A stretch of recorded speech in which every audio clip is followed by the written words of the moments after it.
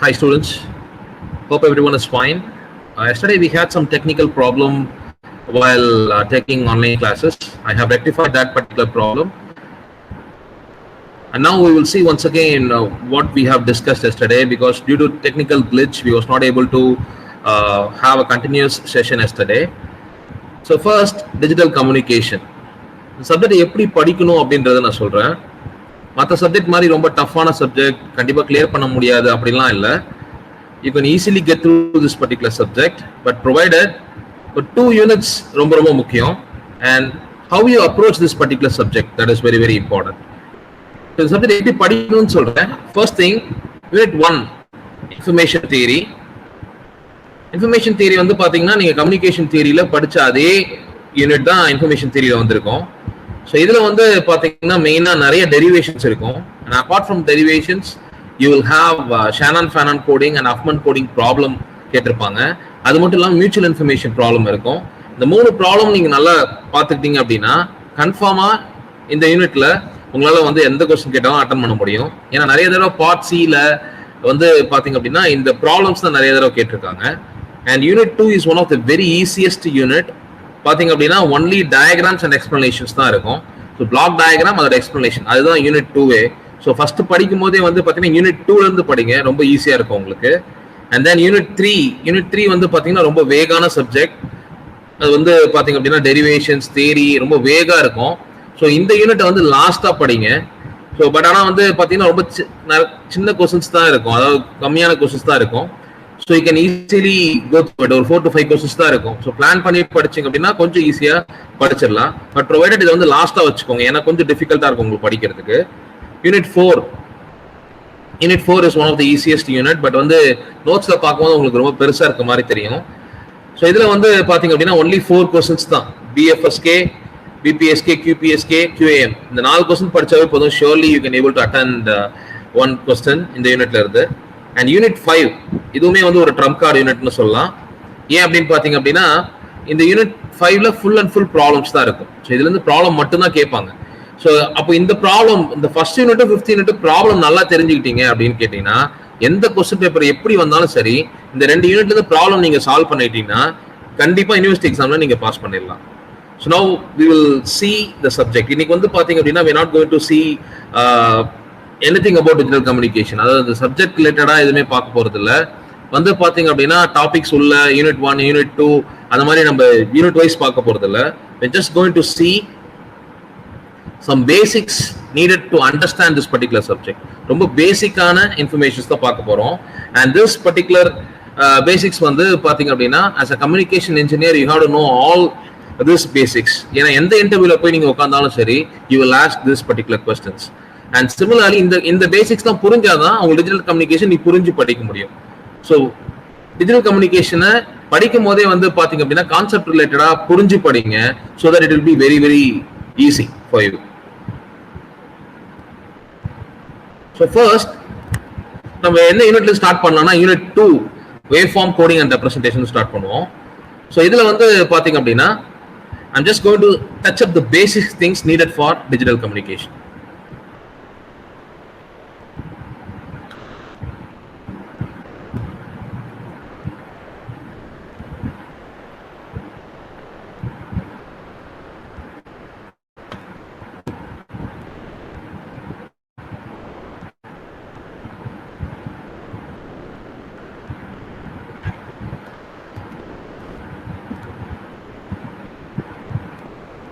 The first thing is modulation.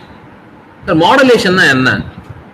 Communication தியரியிலே நீங்க படிச்சிருப்பீங்க modulation என்னன்ட்டு. வந்து பாத்தீங்க அப்படின்னா ஒரு பர்టిక్యులர் டெஃபினிஷனை மனப்பாடம் பண்ணிருப்பீங்க. But to be frank, you want to understand what is modulation. Modulation is nothing but the process of combining the message signal and the carrier signal. ஒரு மெசேஜ் சிக்னலையும் ஒரு கேரியர் சிக்னலையும் கம்பைன் பண்றதுக்கு பேர் தான் மாடுலேஷன் அப்படின்னு சொல்லுவோம். So அதுவே combine பண்ணும்போது நிறைய changes will take place. Frequency மாறும், ஆம்பிளிடியூட் மாறும், ஃபேஸ் மாறும். ஸோ இதெல்லாம் மாறும்போது நம்மளா ஒரு நேம் வச்சுக்கணும் அதுக்கு. Amplitude modulation, frequency modulation and phase modulation இப்படி வந்து நேம் வச்சுக்கணும். But original modulation is nothing but it is process of combining a carrier signal and as well as a message signal. So இது இல்லாம நீங்க definitions பாத்தீங்க அப்படின்னா the process of changing the characteristics of a carrier signal in accordance with the message signal. இந்த மாதிரி நிறைய definitions படிச்சிருப்பீங்க. So before understanding that particular concept, definition படிக்கிறதுனால எந்த ஒரு பிரயோஜனமும் இல்லை. So you got to understand the basic concept of it. சரி, ஓகே, ஏன் சார் எல்லாத்துலயுமே கேரியர் சிக்னல்னு சொல்றோம்? நிறைய பேருக்கு வந்து கேரியர் சிக்னல்ல சேஞ்சஸ் நடக்குதா இல்ல மெசேஜ் சிக்னல்ல சேஞ்சஸ் நடக்குதானே தெரியாது. So any changes which should take place, அதாவது கேரியருடைய ஆம்ப்ளிடியூட், ஃப்ரீக்வன்சி அண்ட் ஃபேஸ், இது எல்லாமே வந்து பாத்தீங்க அப்படின்னா கேரியர் சிக்னல்ல தான் மாறுமே தவிர மெசேஜ் சிக்னல்ல மாறாது. ஏன் மெசேஜ் சிக்னல்ல மாறாது அப்படின்னு பாத்தீங்க அப்படின்னா, மெசேஜ் சிக்னல் மாறக்கூடாது அப்படின்னு பாத்தீங்க அப்படின்னா, message is the original signal. நம்ம என்ன மெசேஜ் ட்ரான்ஸ்ஃபர் பண்றோமோ that particular message has to be reached the receiver side without any problem. That is called effective communication. ஒரு communication effective னு எப்போ சொல்லுவோம் அப்படின்னு பாத்தீங்க அப்படின்னா, நம்ம ட்ரான்ஸ்ஃபர் பண்ற மெசேஜ் ப்ராப்பரா ரிசீவிங் சைடுல ரீச் ஆனா மட்டும்தான். So any changes which it will happen only in the carrier signal, will not happen in message signal. So this is modulation. So what is the purpose of modulation? Modulation ஓட purpose என்ன அப்படின்னு பாத்தீங்க அப்படின்னா, the main purpose of modulation is long distance communication. அதாவது நல்லா புரிஞ்சுக்கோங்க, message signal அப்படின்றது எப்பவுமே வந்து லோ ஃப்ரீக்வன்சி சிக்னலா இருக்கும். So that particular message signal has to be transmitted to a longer distance. ரொம்ப தூரத்துக்கு டிராவல் பண்ணணும் அப்படின்னு பாத்தீங்க அப்படின்னா, it will not have the capability to travel the longer distance. So that is why we are going for modulation. So purpose of modulation னு கேட்டாவே first thing என்ன நமக்கு வரணும் அப்படின்னு பாத்தீங்க அப்படின்னா, long distance communicationக்காக தான். And apart from it, it avoids mixing of signals, கொஞ்சம் வந்து நாய்ஸ் எஃபெக்ட் ரெடியூஸ் பண்ணும், and similarly reduces the height of the antenna. இதெல்லாமே வந்து பாத்தீங்கன்னா need for modulation அப்படின்னு சொல்லலாம். So இப்போ பேசிக்கா மாடுலேஷன் பண்ணணும் அப்படின்னாவே we need three signals. One is message signal, another one is carrier signal, another one is modulated signal அப்படின்னு சொல்லுவோம். Message signal is nothing but the original signal which we transfer. ஒரு normal analogue signal எடுத்துட்டீங்க அப்படின்னா ஒரு normal voice signal, அதான் வந்து message சிக்னலா இருக்கும். And similarly carrier signal, message signal னு சொன்னாவே எப்பவே மெசேஜ் சிக்னல் வந்து it is a low frequency signal, and carrier signal is nothing but a high frequency signal அப்படின்னு சொல்லுவோம். And இது ரெண்டு கம்பைன் ஆகி வெளியே வர அவுட்புட் தான் நம்ம என்ன சொல்லுவோம் அப்படின்னா modulated signal அப்படின்னு சொல்லுவோம். And technically speaking, message signal can also be called as modulating signal, because message signal தான் மாடுலேஷனே பண்ணுது. ஏன்னா அதுக்கு தகுந்த மாதிரி தான் கேரியரோட ஆம்ப்ளிடியூடையும் frequency-யும் phase-ம் மாத்திக்குது. And that is why message signal is called as modulating signal. Now we will see what is classification of modulation. Modulation எப்படி classify பண்றாங்க அப்படின்னு பாத்தீங்கன்னா, you all know what is analog signal and digital signal. Analog signalனா என்ன, digital signalனா என்னன்னு தெரியும். Analog signal is nothing but a sine wave. அது எப்படி represent பண்ணுவோம்னா ஒரு சைன் வேவ்ல ரெப்ரசென்ட் பண்ணுவோம், ஒரு வாய்ஸ் சிக்னலை சைன் வேவ்ல தான் ரெப்ரசென்ட் பண்றோம். அண்ட் டிஜிட்டல் மாடுலேஷன், அதாவது டிஜிட்டல் சிக்னல்னா என்ன அர்த்தம் அப்படின்னு பாத்தீங்க அப்படின்னா ஜீரோஸ் அண்ட் ஒன்ஸ். அதை எப்படி ரெப்ரசென்ட் பண்ணுவோம் அப்படின்னா ஸ்கொயர் வேவ் ரெப்ரசென்ட் பண்ணுவோம். Analog signal is sine wave and digital signal is square wave. இப்படிதான் நம்ம ஞாபகம் வச்சிருப்போம். ஸோ டிஜிட்டல் சிக்னல்ஸ் எடுத்துக்கிட்டாவே ஜீரோஸ் அண்ட் ஒன்ஸ் தான் ரெப்ரசென்ட் பண்ணுவோம். ஸோ அதை பேஸ் பண்ணி தான் modulation is broadly classified as analog modulation and digital modulation. So இதுல ஃபர்ஸ்ட் திங் அனலாக் மாடுலேஷன் நீங்க பாக்குறீங்க. அனலாக் மாடுலேஷன் எடுத்துக்கிட்டீங்க அப்படின்னு பாத்தீங்க அப்படின்னா you have, it can be classified into three: amplitude modulation, frequency modulation and phase modulation. And similarly digital modulation எடுத்துக்கிட்டீங்க அப்படின்னா amplitude shift keying, frequency shift keying and phase shift keying அப்படின்னு சொல்லுவோம். சரி, இது ரெண்டுத்துக்குள்ள டிஃபரன்ஸ் என்ன அப்படின்னு பாத்தீங்க அப்படின்னா, as I said before, amplitude modulation message signal தகுந்த மாதிரி கேரியரோட ஆம்ப்ளிடியூட் மாறுச்சுன்னா அதை என்ன சொல்லுவோம் அப்படின்னு பாத்தீங்கன்னா amplitude modulation சொல்லுவோம். அண்ட் கேரியர் மெசேஜ் சிக்னல் தகுந்த மாதிரி கேரியரோட ஃப்ரீக்வன்சி மாறுச்சுன்னா அதை frequency modulation அப்படின்னு சொல்லுவோம். அண்ட் சிமிலர்லி மெசேஜ் சிக்னல் தகுந்த மாதிரி கேரியரோட ஃபேஸ் மாறுச்சுன்னா அதை என்ன சொல்றோம்னா phase modulation அப்படின்னு சொல்றோம். And coming to digital modulation technique, it is named as amplitude shift keying, frequency shift keying and phase shift keying. To be technically speaking, in the amplitude shift keying ko amplitude modulation ko onnu periya difference கிடையாது. And similarly frequency modulation ko frequency shift keying ko எந்த ஒரு சேஞ்சஸ்மே இல்ல. இங்கேயுமே வந்து amplitude shift keying நாவே என்ன நடக்கும் அப்படின்னா கேரியரோட amplitude மாறும் மெசேஜ் தகுந்த மாதிரி, and frequency shift keying னா கேரியரோட frequency மாறும், அண்ட் ஃபேஸ் ஷிஃப்ட் கீயிங்னா கேரியரோட ஃபேஸ் மாறும். பட் ஒரே டிஃபரன்ஸ் என்ன அப்படின்னு பாத்தீங்க அப்படின்னா மெசேஜ் சிக்னல் இங்க வந்து பாத்தீங்க அப்படின்னா மெசேஜ் சிக்னல் வந்து ஒரு டிஜிட்டல் சிக்னலா இருக்கும். அப்போ ஒரு கேரியரோடைய ஆம்பிளிடியூட் அனலாக் மெசேஜ் சிக்னல் தகுந்த மாதிரி மாறுச்சுன்னா அதை என்ன சொல்றோம் அப்படின்னா ஆம்பிளிடியூட் மாடுலேஷன் அப்படின்னு சொல்றோம். அண்ட் சிமிலர்லி ஒரு கேரியரோட ஆம்பிளிடியூட் டிஜிட்டல் மெசேஜ் சிக்னல் தகுந்த மாதிரி மாறுச்சுன்னா அதை என்ன சொல்லுவோம் அப்படின்னா amplitude shift keying. And it is vice versa for frequency modulation and frequency shift keying. So digital messaging தகுந்த மாதிரி மாறுச்சுன்னா அதை digital modulation னு சொல்றோம். Analog message signal தகுந்த மாதிரி மாறுச்சுன்னா அதை analog modulation னு சொல்றோம். And you can see this particular diagram. இதேதான் practicals நீங்க பண்ணுவீங்க. So message signal இந்த diagramல technical understand பண்ணனும். Message signal is nothing but a low frequency signal. நீங்க represent பண்ணும்போதே பாத்தீங்க அப்படின்னா அது டைம் பீரியட் ரொம்ப அதிகமா வச்சு கொடுத்திருப்பீங்க. So that is why it is called as low frequency signal. And similarly carrier signal is the high frequency signal. இப்போ பாருங்க கேரியரோட ஆம்பிளிடியூட் frequency-க்கு அதாவது மெசேஜ் சிக்னலோட ஆம்பிளிடியூட் தகுந்த மாதிரி மாறி இருக்கு. அதனால தான் என்ன சொல்றோம் அப்படின்னா ஆம்பிளிடியூட் மாடுலேட்டட் சிக்னல் அப்படின்னு சொல்றோம். இப்போ கீழே லாஸ்ட் தேர்ட் டயக்ராம் பாத்தீங்க அப்படின்னா உங்களுக்கு தெரியும். So carrier amplitude மெசேஜுக்கு தகுந்த மாதிரி ஆம்பிளிடியூட் மாடுலேட் ஆகி கீழே வந்து பாத்தீங்கன்னா மாடுலேட்டட் சிக்னலா வந்திருக்கு. சோ அப்ப என்ன அர்த்தம் அப்படின்னு பாத்தீங்கன்னா message signal can also be called as modulating signal because it performs modulation of the carrier signal. And output signal நம்ம என்ன சொல்லுவோம் அப்படின்னா மாடுலேட்டட் சிக்னல் அப்படின்னு சொல்லுவோம். சோ இங்க என்ன நடந்திருக்கு அப்படின்னு பாத்தீங்கன்னா கேரியரோட ஆம்பிளிடியூட் மாடுலேட் ஆயிருக்கு.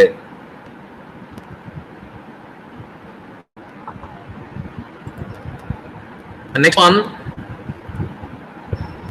frequency modulation. If you take frequency modulation, everything is same message signal, same carrier signal. ஆனா பாத்தீங்க அப்படின்னா இங்க என்ன சொல்றோம்னா கேரியரோட frequency மெசேஜுக்கு தகுந்த மாதிரி மாறும். And that is why it is called as frequency modulated signal. And you can see the difference. Carrier signal உடைய frequency பாருங்க. இந்த modulated signalல ஏதாவது ஒரு இடத்துல பெருசா இருக்கும், இல்ல ஏதாவது ஒரு இடத்துல சின்னதா இருக்கும். And that is why it is called as frequency modulated signal அப்படின்னு சொல்றோம். And similarly phase modulated signal கேரியரோட phase இப்போ இங்க பாத்தீங்க அப்படின்னா 2 3 4 இடத்துல phase shift ஆயிருக்கு. So கேரியரோட phase மாறுச்சுன்னா அதை என்ன சொல்றோம் அப்படின்னா phase modulated signal. மத்தபடி everything is same message signal, same carrier signal and same phase modulated signal. இப்போ நம்ம பார்த்த எல்லாமே வந்து பாத்தீங்க அப்படின்னா analog modulation அப்படின்னு சொல்லுவோம். ஏன் அப்படின்னா we are using analog message signal. எல்லாத்துலயுமே sine wave தான் வந்து message signal-ஆ இருந்திருக்கு. And now we will see digital modulation techniques. As I said before, ASK, FSK, PSK is similar to AM, FM and PM. அதே techniques தான். ஆனா ஒரே difference என்ன அப்படின்னு பாத்தீங்கன்னா மேல பாருங்க மெசேஜ் சிக்னல் வந்து பாத்தீங்கன்னா டிஜிட்டல் மெசேஜ் சிக்னல் 1010 இருக்கு. டிஜிட்டல் மெசேஜ் சிக்னல் தகுந்த மாதிரி அதோட ஆம்பிளிடியூட் ஃப்ரீக்வன்சி அண்ட் ஃபேஸ் மாறுச்சுன்னா என்ன சொல்லுவோம் அப்படின்னா amplitude shift keying, frequency shift keying and phase shift keying அப்படின்னு சொல்றோம். And this is the broad classification of modulation. Analog modulation and digital modulation அப்படின்றது தான் வெரி பிராட் கிளாசிபிகேஷன். இது இல்லாம வேற என்ன மாடுலேஷன் இருக்கு அப்படின்னு பாத்தீங்கன்னா பல்ஸ் மாடுலேஷன் சிக்னல். இப்போ நம்ம பார்த்த கேரியர் சிக்னல் எல்லாத்துலயுமே மெசேஜ் சிக்னல் தான் வந்து அனலாக் மாடுலேஷன்ல அனலாக் சிக்னல் இருந்திருக்கும், டிஜிட்டல் மாடுலேஷன்ல மெசேஜ் சிக்னல் வந்து டிஜிட்டலா இருந்திருக்கும். பட் கேரியர் வந்து ஒரே மாதிரி தான் இருந்திருக்கும், ஒரே sine wave high frequency sine வேவா இருந்திருக்கும். ஸோ அந்த ஹை ஃப்ரீக்வன்சி சைன் வேவ்க்கு பதிலா rectangular pulse wave form use பண்ணோம் அப்படின்னா that is called as pulse modulation. So அதையுமே என்ன சொல்லலாம் அப்படின்னு பாத்தீங்கன்னா பல்ஸ் மாடுலேஷன் சொல்லலாம். அதை எப்படி கிளாசிஃபை பண்ணிருப்போம் அப்படின்னு பாருங்க, analog modulation and digital modulation classify பண்ணலாம். அண்ட் சிமிலர்லி இது எல்லாமே வந்து பாத்தீங்கன்னா ரெக்டாங்குலர் பல்சஸ் பத்தி தான் சொல்லுவோம். அதனால இட் கேன் டிஜிட்டல் மாடுலேஷன் என்ன சொல்லலாம்னு பாருங்க. டிஜிட்டல் மாடுலேஷன் என்னென்ன டைப்ஸ் இருக்கு அப்படின்னு பாத்தீங்கன்னா pulse code modulation, delta modulation, PAM, PWM, PPM இத மாதிரி தான் பார்ப்போம். ஸோ இப்போ டிஜிட்டல் கம்யூனிகேஷனை பொறுத்த வரைக்கும் you will study all these things. Pulse modulation என்ன, delta modulation என்ன, adaptive delta modulation என்ன, அத பத்தி தான் in depth படிப்பீங்க. So modulation சொல்லிட்டா you will understand analog modulation, digital modulation and there is another one that is called as pulse modulation. So இப்போ pulse modulation technique பாருங்க, same தான் பட் கேரியர் மட்டும் பாருங்க ரெக்டாங்குலர் பல்சஸா இருக்கும். ஸோ இங்க என்ன சொல்றோம் PAM சிக்னல் அப்படின்னு சொல்றோம். ஸோ இந்த ரெக்டாங்குலர் பல்சஸோடைய ஆம்பிளிடியூட் இந்த மெசேஜ் சிக்னல் தகுந்த மாதிரி மாறுச்சுன்னா அதை என்ன சொல்றோம் PAM, pulse amplitude modulated signal அப்படின்னு சொல்லுவோம். PWM ரைட் ஹேண்ட் சைட் பாருங்க. PWM is nothing but pulse width modulated signal and PPM is nothing but pulse position modulated signal. அதே கான்செப்ட் தான். width மாறுச்சுனா என்ன, பொசிஷன் மாறுச்சுனா என்ன, பட் ஆனா ஒரே டிஃபரன்ஸ் என்ன அப்படின்னு பாத்தீங்கன்னா everything is rectangular pulses and this is called pulse modulation. And next very important basic concept in any interview, if you're going to sit for any interview, this particular question is asked: what is sampling, what is quantization? இது வரைக்கும் நீங்க எப்படி படிச்சிருப்பீங்க அப்படின்னா சாம்பிளிங்னாவே ஒரு analogue சிக்னலை digital சிக்னலா மாத்துறது அப்படின்னு நினைச்சிருப்பீங்க. But that is not the case. Sampling is not the process of converting an analog signal to digital signal. அது ஏன் நீங்க அப்படியே படிச்சனால என்ன பண்ணிருப்பீங்க, மனப்பாடம் பண்ணிருப்பீங்க. பட் டெக்னிக்கலி அண்டர்ஸ்டாண்ட் பண்ணிக்கோங்க. Sampling is the process of converting a continuous signal into a discrete samples. அதாவது ஒரு அனலாக் சிக்னலை discrete samples மாத்துறது தான் சாம்பிளிங். நான் முன்னாடியே சொன்னேன், டிஜிட்டல் சிக்னல் என்னது, ஜீரோஸ் அண்ட் ஒன்ஸ் வந்தாதான் அதை டிஜிட்டல் சிக்னல் அப்படின்னு சொல்லுவோம். இப்போ இந்த டயக்ராம் நல்லா பாருங்க. மேல வந்து கண்டினியூஸ் சிக்னல் இருக்கு அண்ட் செகண்ட் வந்து பாத்தீங்கன்னா ஒரு ரெக்டாங்குலர் பல்ஸ் இருக்கு அண்ட் மூணாவது வந்து சாம்பிள்டு வேவ் ஃபார்ம் இருக்கு. இங்க ஜீரோஸ் அண்ட் ஒன்ஸ் இருக்கா, அப்ப எப்படி நம்ம இதை டிஜிட்டல் சிக்னல்னு சொல்ல முடியும்? So sampling is the process of converting a continuous signal into discrete samples. அந்த continuous signal அப்படியே கட் பண்ணி எடுத்த மாதிரி இருக்கும். இப்போ பாருங்க அந்த தேர்ட் அவுட்புட் பாருங்க, அந்த continuous signal அப்படியே கட் பண்ணி எடுத்த மாதிரி இருக்கும். That is called as sampled signal. So அதே மாதிரி purpose of sampling என்ன அப்படின்னு பாத்தீங்க அப்படின்னா, இந்த samples எல்லாத்தையும் நீங்க ஜாயின் பண்ணீங்க அப்படின்னா you can able to reconstruct the original message signal. Original exact replica of the original சிக்னலை உங்களால ஈஸியா அப்டைன் பண்ண முடியும் நீங்க சாம்பிளிங் பண்ணீங்கன்னா. So that is the main purpose of sampling. So அப்போ சாம்பிளிங் அப்படின்னா என்ன அர்த்தம் அப்படின்னு பாத்தீங்கன்னா, ஒரு கண்டினியூஸ் சிக்னலை டிஸ்கிரீட் சாம்பிள்ஸா மாத்துறது. சார் அப்போ குவான்டைசேஷன் என்ன? So see at the right hand side, quantisation அப்படின்னா என்ன அர்த்தம் அப்படின்னு பாத்தீங்கன்னா, நம்ம முன்னாடி சாம்பிள் பண்ண சாம்பிள்ஸை டிஜிட்டைஸ் பண்றது தான் குவான்டைசேஷன் அப்படின்னு சொல்லுவோம். So which means digitizing the samples is called as quantization. So அப்ப பாத்தீங்க அப்படின்னா ஒரு சாம்பிளுக்கும் ஏதோ டிஜிட்டல் வேல்யூஸ் அசைன் பண்றது. சோ இப்ப பாருங்க ரைட் ஹேண்ட் சைடு இந்த டயக்ராம் பாருங்க, 111 110 101 100 011 இந்த மாதிரி ஏதோ ஒரு டிஜிட்டல் வேல்யூஸ் அசைன் பண்ணிருக்கேன். ஒரு சாம்பிள்ஸ்க்கும் ஒரு டிஜிட்டல் வேல்யூஸ் அசைன் பண்ணிருக்கேன். இந்த ப்ராசஸ்க்கு பேரு தான் குவான்டைசேஷன். இது என்ன சொல்லலாம் அப்படின்னு பாத்தீங்கன்னா டிஜிட்டைசிங் தி சாம்பிள்ஸ் அப்படின்னு சொல்லலாம். சோ இப்போதான் என்ன ஆயிருக்கு அப்படின்னு பாத்தீங்கன்னா டிஜிட்டைசேஷன் நடந்திருக்கு. அதாவது டிஜிட்டல் சிக்னலா மாறி இருக்கு, ஜீரோஸ் அண்ட் ஒன்ஸ் வந்திருக்கு. அப்போ ஒரு அனலாக் சிக்னலை டிஜிட்டல் சிக்னலா மாத்தணும் அப்படின்னா you need two particular signals. One is sampling, another one is quantization. இந்த ரெண்டு ப்ராசஸ் இருந்தா மட்டும்தான் உங்களால என்ன பண்ண முடியும், ஒரு அனலாக் சிக்னலை டிஜிட்டல் சிக்னலா மாத்த முடியும். ஸோ அப்ப சாம்பிளிங்னா என்ன அப்படின்னு யார் கேட்டாலுமே it's nothing but the process of converting a continuous signal into discrete samples. Quantization என்ன, அந்த samples digitize பண்றது. சோ அப்ப அனலாக் சிக்னல் நான் எப்ப சார் டிஜிட்டலா மாத்த முடியும் அப்படின்னா you have to use both sampler and as well as quantizer. நீங்க நிறைய படிச்சிருப்பீங்க, அனலாக் டு டிஜிட்டல் கன்வெர்ட்டர் அப்படின்னு படிச்சிருப்பீங்க அண்ட் அதே மாதிரி ஃபார்மேட்டர் அப்படின்னு படிச்சிருப்பீங்க. இது எல்லாத்துக்கும் அப்ப அனலாக் டு டிஜிட்டல் கன்வெர்ட்டர்ல என்ன இருக்கும், அந்த டயக்ராம் உள்ள பாத்தீங்க அப்படின்னா இப்போ அனலாக் டிஜிட்டல் கன்வெர்ட்டர்னு ஒரு டிவைஸ் எடுத்துக்கிறீங்க அப்படின்னு பாத்தீங்கன்னா அந்த டிவைஸ் என்ன பண்ணும் அப்படின்னா அனலாக் சிக்னல் கொடுத்தீங்கன்னா டிஜிட்டல் சிக்னலா கொடுக்கும் வெளியே. சோ அப்ப அதுக்குள்ள என்ன நடக்கும் அப்படின்னு பாத்தீங்கன்னா you have two blocks. ஒன்னு வந்து சாம்பிளிங் பண்ணும், இன்னொன்னு வந்து என்ன பண்ணும் அப்படின்னு பாத்தீங்கன்னா குவான்டைசேஷன் பண்ணும். அதுக்கப்புறம் தான் என்ன அந்த டிஜிட்டல் சிக்னலா வெளியே வரும். So this is very basic information. And then we have to see what is PCM. இது வந்து உங்க சிலபஸ்ல இல்ல, but to be frank இந்த சிலபஸ்ல செகண்ட் யூனிட்ல ஃபர்ஸ்ட் எடுத்த delta modulation, adaptive delta modulation இதெல்லாம் புரிஞ்சாதான் வந்து இதெல்லாம் புரியணும் அப்படின்னு பாத்தீங்க அப்படின்னா first you have to understand what is pulse code modulation. ஏன்னா இந்த pulse code modulation உடைய drawback ஓவர் கம் பண்றதுக்காக தான் டெல்டா மாடுலேஷனுக்கு போறோம். So I'm not going to explain the complete PCM over here. The PCM drawback மட்டும் நான் என்னன்னு சொல்றேன் பாருங்க.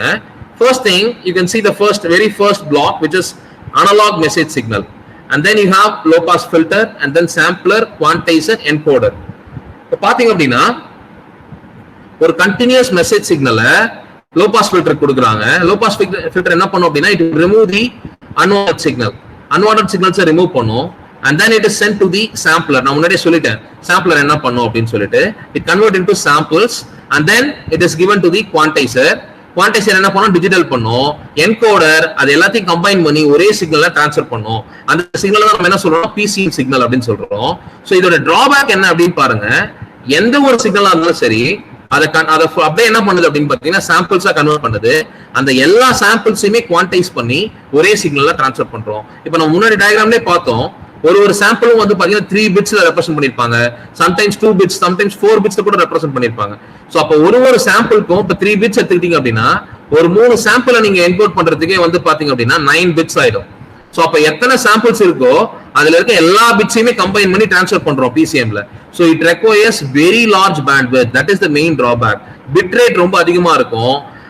அது மட்டும் இல்லாம பிட் ரேட் அதிகமா இருக்கிறதுனால பேண்ட்விட்த் ரொம்ப அதிகமா இருக்கும். சோ அதனால தான் that is the main drawback of PCM. அந்த டிராபேக் ஓவர் கம் பண்றதுக்காக தான் டெல்டா மாடுலேஷன் போறோம். டெல்டா மாடுலேஷன் என்ன பண்ணுவோம் அப்படின்னு பாத்தீங்கன்னா only 1 bit per sample. That is the advantage of delta modulation. Next வந்து அதான் பாத்தீங்கன்னா டெல்டா மாடுலேஷன் தான் படிப்பீங்க. You will see in next class. But delta modulation main concept என்ன அப்படின்னு பாத்தீங்க அப்படின்னா ஒரே சாம்பிளுக்கு ஒரே பிட் தான். ஆனா பிசிஎம் என்ன பண்ணிருக்கு, ஒரு சாம்பிள் எடுத்துக்கிட்டீங்க அப்படின்னு பாத்தீங்கன்னா அது எத்தனை பிட்ஸ் இருக்கோ எல்லாத்தையுமே கம்பைன் பண்ணி ட்ரான்ஸ்ஃபர் பண்றோம். So it requires large bandwidth. அந்த லார்ஜ் பேண்ட்வித்தை மினிமைஸ் பண்ணணும் அப்படின்னு பார்த்தா ஒரு சாம்பிளுக்கு ஒரு பிட் பண்ணா போதும் அப்படின்னு சொல்றதுதான் delta modulation. So that's about today's class. So we have seen what is modulation, what is the purpose of modulation, and we have seen what is sampling, what is quantization, what is the drawback of pulse code modulation. So இதெல்லாத்தையும் பார்த்துக்கோங்க. இந்த பேசிக்ஸை வச்சுட்டு if you start with delta modulation then surely you will understand. Thank you my dear students.